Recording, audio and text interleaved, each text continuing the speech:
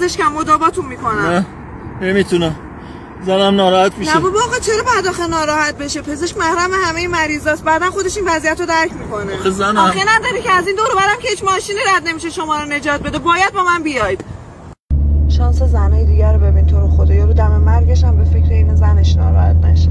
خدا رو شکر حالتونم که دیگه بهتر شد. راستی یه زنگ به خانومتون بزنید که من کامل واسهشون توضیح بدم که دیگه از دستتون ناراحت نباشن. نه بابا دیگه فایده نداره که تا الان 100 بار ناراحت شد تمام شد. چرا فایده نداره؟